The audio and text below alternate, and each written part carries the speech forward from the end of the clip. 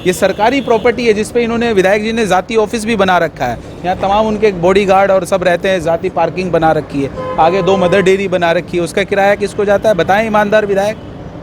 जो 2 mother dairy है, 2 hotel खुले हुए हैं इधर, उनके सामने जो होटल वाले हैं वो तमाम अपनी शादियों की जो इवेंट है वहाँ पर वो पूरा खाना पार्टी चलता है। उसका किराया वो कौन लेता है? क्यों खुलवा रखे हैं सरकारी प्रॉपर्टी पे? कि आम आदमी पार्टी और कांग्रेस मिलकर घोटाला कर रहा है। आरोप नहीं साहब, उगाई हो रही है ये इलाके की आवाम से। पूरी रात यहाँ पे पार्किंग, कौन सा इलाका है जहाँ पूरी रात पार्किंग ली जाती है? कि इनकी जांच होनी चाहिए, चाहे वो ट्रैक्टर चल रहे हो, चाहे वो पार्किंग हो, चाहे कोई दूसरा इशू हो। और इशू पे भी हम वहाँ पे चिट्ठी ला। एक वक्त तो वो था जब अमानतुल्लाह के लिए हमने इस इलाके में कैंपेन करी थी, वो भूल गए अपना दिन, जब वो ईमानदारी का उनके जो दिल्ली के केजरीवाल हैं वो भी ईमानदारी का ढोंग रच कर इस दिल्ली की जनता को ठगा। इसके अलावा दिल्ली दंगों में उन्होंने अपने पर्सनल अकाउंट में बहुत मोटा पैसा इकट्ठा किया है, उसका आज तक जवाब नहीं। दुकानों के ऊपर कितना बड़ा फ्रॉड हुआ है, दुकानों का देख लीजिए आप। मेरठ के अंदर जाकर जो है ना पैसे लिए गए हैं दुकानदारों से, वह बोर्ड की जो दुकानें हैं जहाँ बहुत मोटा घोटाला। जहाँ तमाम मिली तंजीमों के दफ्तर हों, हारे हुए जीते हुए विधायक रहते हों, हारे हुए जीते हुए एमपी रहते हों, हारे हुए जीते हुए गवर्नर्स रहते हों, यहाँ तक कि मतलब राष्ट्रपति के खानदान के लोग रहते हों, उपराष्ट्रपति के खानदान के लोग रहते हों, इस ओखला ने 30 सालों में पीने का पानी भी हासिल नहीं किया है। आप समझ सकते हैं ओखला वालों की शक्ति। और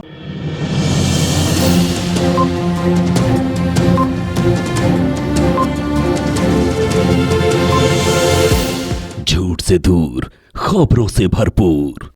दोस्तों, इस वक्त हम शाहीन बाग के अल्लामा शिबली नुमानी रोड पे खड़े हैं। हमारे साथ बीजेपी के नेता शहजाद अली मौजूद हैं। बीजेपी पर आरोप लगता रहा है कि उसको मुसलमानों के मुद्दों से कोई मतलब नहीं है या मुसलमानों के मसाइल से, लेकिन शहजाद लगातार मुखर होकर के शाहीन बाग के मुद्दों को उठाते रहे, चाहे वो थाने का मामला हो या अस्पतालों का मामला हो।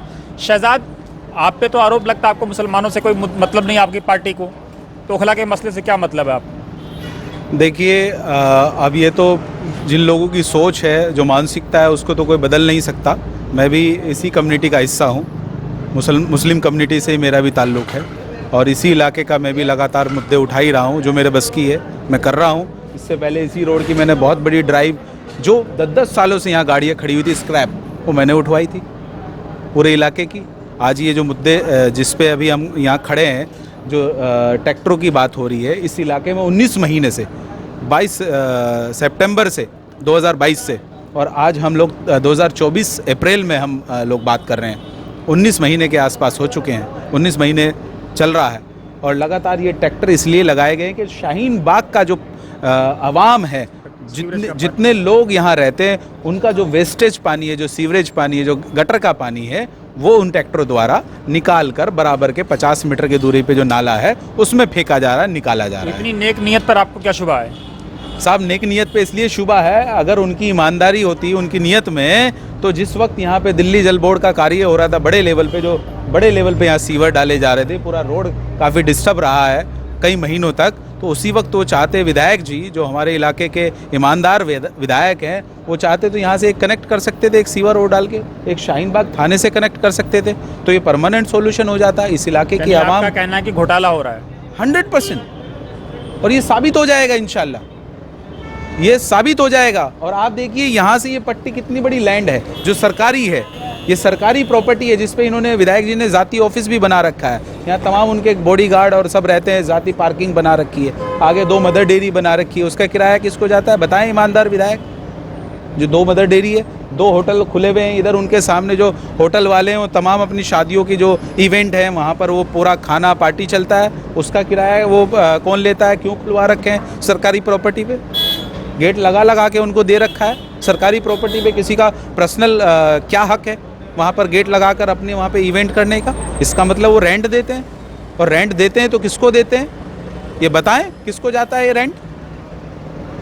अमानतुल्लाह तो कहते हैं उनके बाद बच्चों की फीस जमा करने के पैसे नहीं है, और आप इतना बड़ा आरोप लगा रहे हैं। उसका भी अभी हमारे शिबली भाई ने सबसे पहले वो चलाया, वहाँ पे उन पे FIR हुई है, जो वो बेचारे एक डॉक्टर को उन्होंने मारा है, दोनों ने मिलकर, साले और भांजे ने, जो उनका विधायक जी मामू भांजे ने, जो उनका बेटा है अनस, उस पर FIR भी हो गई है। तो वो साबित हो रहा है वहाँ पे वो 40 लाख की, 40 क्या बल्कि ज़्यादा की गाड़ी है, जिस गाड़ी से वो उतरते हैं, वो तो वीडियोस बहुत वायरल हुई है। तो ये झूठ साफ साफ पे भी आप आरोप लगा रहे हैं कि आम आदमी पार्टी और कांग्रेस मिलकर घोटाला कर रहा है। आरोप नहीं साहब, उगाई हो रही है ये इलाके की आवाम से। पूरी पूरी रात यहाँ पे पार्किंग, कौन सा इलाका है जहाँ पूरी पूरी रात पार्किंग ली जाती है?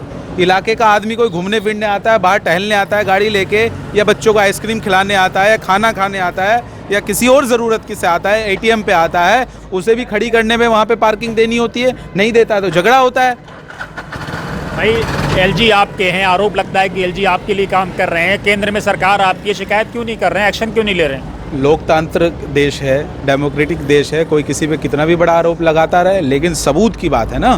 मैं उसका अभी आपको 2-3 दिन में उसकी आरटीआई का जवाब जैसे ही मेरे पास आ जाएगा मैं खुलासा करूंगा इंशाल्लाह। एलजी के पास जाएंगे? बिल्कुल जाऊंगा, पहले ये पूरा कंप्लीट हो जाए, पूरा होमवर्क होके ये पूरा साबित हो जाए, उससे पहले 2 दिन में 3 दिन में वहाँ पे एक चिट्ठी लेकर हम जाएंगे एलजी साहब के पास कि इनकी जांच होनी चाहिए, चाहे वो ट्रैक्टर चल रहे हो, चाहे वो पार्किंग हो, चाहे कोई दूसरा इशू हो, और इशू पे भी हम वहाँ पे चिट्ठी लगाएंगे। अमानतुल्लाह पहले से परेशान है, आप परेशान और करने में लगे हुए हैं। मैं तो पहले एक वक्त तो वो था जब अमानतुल्लाह के लिए हमने इस इलाके में कैंपेन करी थी, वो भूल गए अपना दिन, जब वो ईमानदारी का उनके जो दिल्ली के केजरीवाल हैं वो भी ईमानदारी का ढोंग रचकर इस दिल्ली की जनता को ठगा है। ऐसे हमारे विधायक जी हैं, क्यों भाग रहे हैं वो? आज उनकी कोर्ट में बेल लगाई, वो खारिज कर दी कोर्ट ने। वो वक्फ बोर्ड के अंदर उनका जो उन पे एफआईआर हुई है, वो अपने रिश्तेदारों की भर्ती, अवैध भर्ती करने की, दिल्ली के अंदर जो प्रॉपर्टी हैं वक्फ बोर्ड की उसको बेचने की, जो कब्रिस्तान पुराने हैं। आप बड़ा संगीन आरोप लगा रहे हैं, हमारा मतलब कह रहे हैं कि वक्फ प्रॉपर्टियों की हिफाजत कर रहे हैं साहब। इसके अलावा दिल्ली दंगों में उन्होंने अपने पर्सनल अकाउंट में बहुत मोटा पैसा इकट्ठा किया है, उसका आज तक जवाब नहीं है। तो सबकी इंक्वायरी करवाएंगे आप? उसके भी सबूत के साथ बात करूंगा 2 दिन में।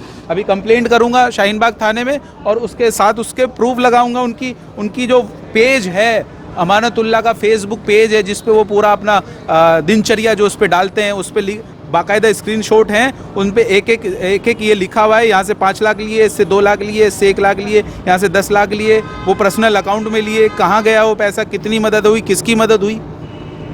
तो जो मदद भी नहीं करने देंगे? वक्फ बोर्ड नहीं, मैं गरीबों के खिलाफ थोड़ी हूँ, मैंने कोई ऐसी बात ही नहीं करी ना, मेरा ऐसा कोई काम है। लेकिन गरीबों के लिए जो पैसा इकट्ठा हुआ है वो गरीबों के पास पहुँचा या नहीं पहुँचा, ये मेरा सवाल है। अगर पहुँचा है तो वो भी दिखा दें, नहीं पहुंचा है तो वो उस अकाउंट की डिटेल दे दें जिस अकाउंट में उन्होंने वो पैसा इकट्ठा लिया है। दुकानों के ऊपर कितना बड़ा फ्रॉड हुआ है, दुकानों का देख लीजिए आप। मेरठ के अंदर जाकर जो है ना पैसे लिए गए हैं दुकानदारों से, वक्फ बोर्ड की जो दुकानें हैं जहाँ बहुत मोटा घोटाला है वक्फ बोर्ड का, जिन दुकानों से 100-200 500 रुपये किराया आता था, उनसे रातों रात इतना मोटा जो किराया उनका डबल ट्रिपल या 4 गुना किया गया है, उनसे अंडरग्राउंड अंडर टेबल बहुत मोटा पैसा लिया गया है। तो दुकान खाली कर दीजिए, इतना पैसा पहुंचा दीजिए। तो ये थे शहजाद, आरोप बेहद संगीन है। इनका आरोप ये भी है कि जो ट्रैक्टर चल रहा है उसमें गड़बड़ झाला है। इनका ये भी आरोप है कि पब्लिक की ज़मीन पर विधायक की ऑफिस चल रही है। इनका ये भी आरोप है कि जो मदर डेयरी है उसका किराया किसको जा रहा है, सवाल जानना चाह रहे हैं। वहाँ पर जो बारात घर पब्लिक प्रॉपर्टी पे खुली है उसका किराया किसको जा रहा है। पीछे जो पार्किंग है उनका आरोप ये है कि अरीबा ने पहले इस मुद्दे को उठाया, उसके बाद शांत हो गई। इनका ये भी आरोप है कि कुछ लोगों को गाड़ियाँ दी गई, कुछ लोगों को और कुछ कमीशन जा रहे हैं। बहुत सारे संगीन आरोप हैं और महीना बांध रखा है। ये इनके आरोप हैं। आरोपों में सच्चाई कितनी है ये भी कह रहे हैं कि लेफ्टिनेंट गवर्नर एलजी के दरबार में ये जाएंगे, पूरी फरियाद लगाएंगे, एक्शन की डिमांड करेंगे, थाने में एफआईआर कराएंगे। क्या कुछ होगा, बड़ा इंटरेस्टिंग मोड़ पर ये पूरा मामला आके पहुंचा है, क्योंकि बीजेपी की एंट्री अपने आप में आम आदमी पार्टी के लिए एक बहुत अच्छा संकेत है। अच्छा किस माने में आप समझ रहे होंगे, आने वाले दिनों में भी आम आदमी पार्टी की कितनी मुश्किलें बढ़ सकती हैं, अमानतुल्लाह के साथ क्या हो सकता है, ये शहजाद का एक्शन काफ़ी कुछ तय करेगा। लेकिन क्या होगा मैं आपको बता दूं अहमद भाई, 9 नंबर पे फाउंटेन जब बनना शुरू हुआ था उसका विरोध मैंने किया था, PIL मैंने हाई कोर्ट में लगाई थी, अगर आपको याद हो।